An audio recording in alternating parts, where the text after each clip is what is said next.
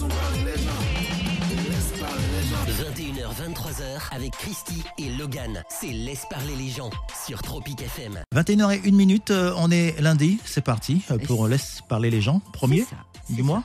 Premier du mois, oui, exact. Et ce soir, nous sommes en présence de Frédéric Monté, coach de vie. Bonsoir Frédéric. Bonsoir Christy, bonsoir les auditeurs et bonsoir Logan. Très heureux d'être avec vous pour ce début du mois de mars. Eh ben, plaisir partagé. Ce soir, nous parlons de vie, de passé. En couple, doit-on tout dire à notre moitié ? La question est posée.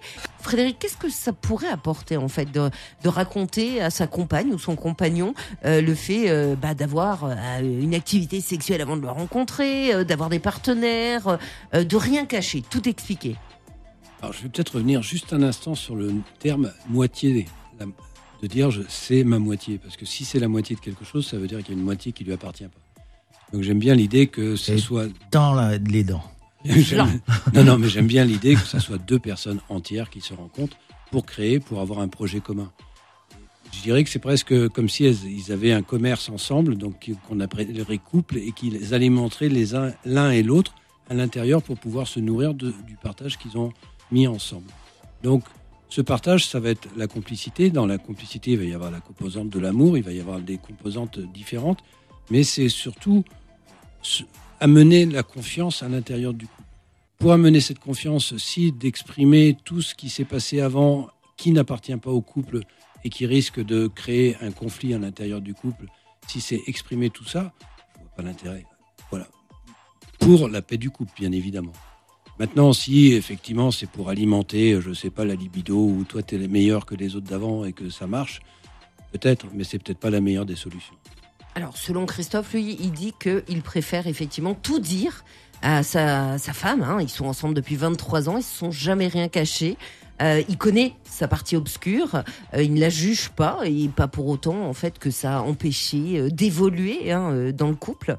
Ça peut être aussi une solution pour certains de pouvoir raconter tout ce qui se passe et tout ce qui s'est passé en amont. Je pense qu'il n'y a pas une généralité. Je pense qu'il n'y a pas un couple, mais des couples. C'est à eux de voir dans cette complicité à deux, de voir ce qu'il est possible de créer. Maintenant, moi je me rappelle d'une histoire comme ça, c'est dis-moi si tu m'as trompé parce que voilà, je suis capable de tout pardonner. Et la personne s'est confiée et dit ah bon, tu as fait ça ? Et du coup, c'est parti en live et du coup, ça donnait vraiment l'effet inverse.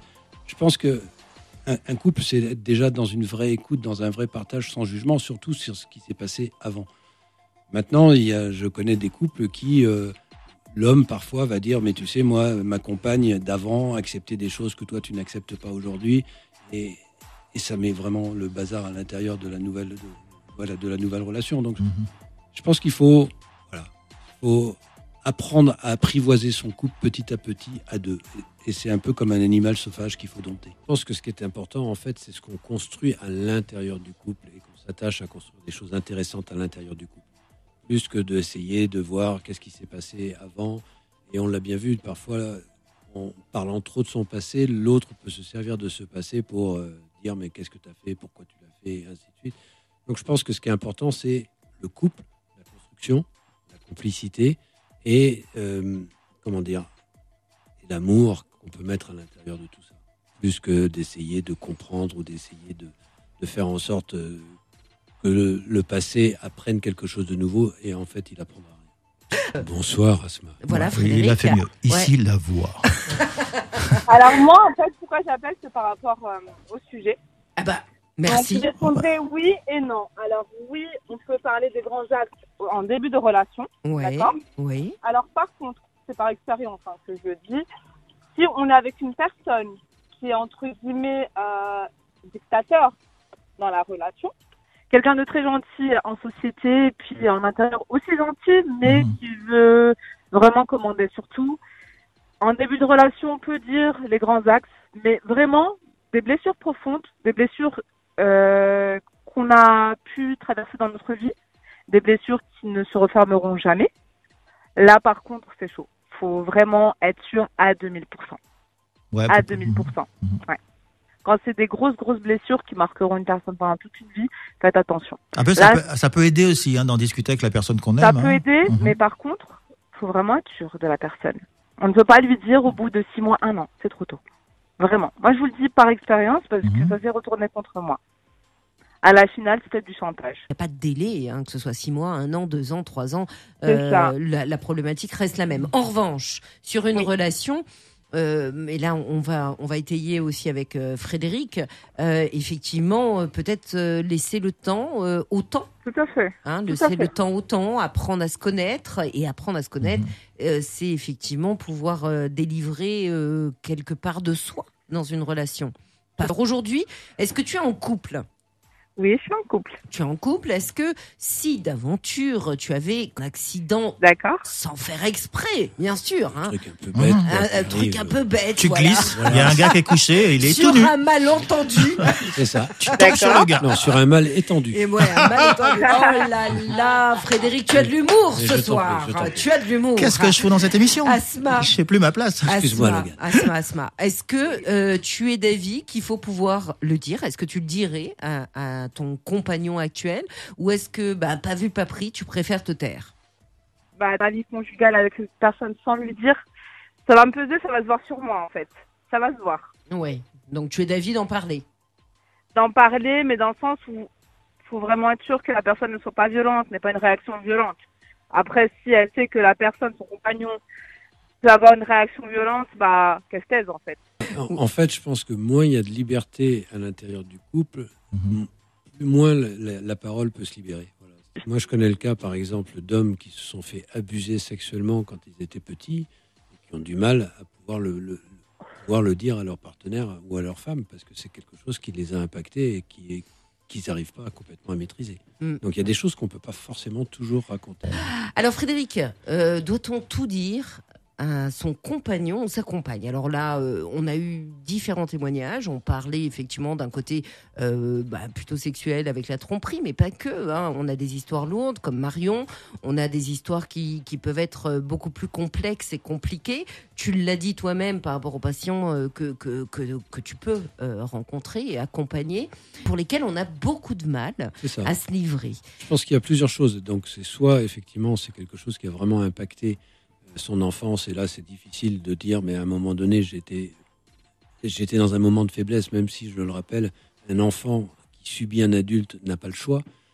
Soit c'est quelque chose qui n'est pas si important en fait, et on veut faire table rase du passé, et donc on veut passer à autre chose et on va pas forcément l'exprimer. Soit c'est effectivement tout raconter le plus possible, parce que je pense que c'est important, et pas seulement les histoires de tromperie.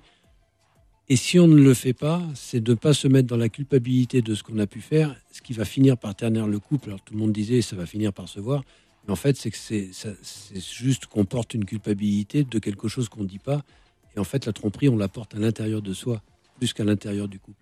Donc je pense que c'est assumer au maximum les choses. Peut-être qu'il y a des choses qu'on ne peut pas raconter, mais ce n'est pas forcément une question de tromperie, mais c'est des choses qu'on peut considérer comme étant des banalités. Mais au maximum, ouvrir la conversation, ouvrir le dialogue, être dans cette complicité-là.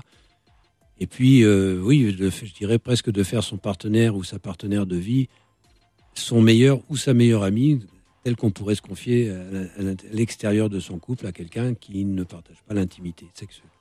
Voilà. Oui. En gros, communication. Communication. Et puis, après... Et puis, savoir écouter l'autre.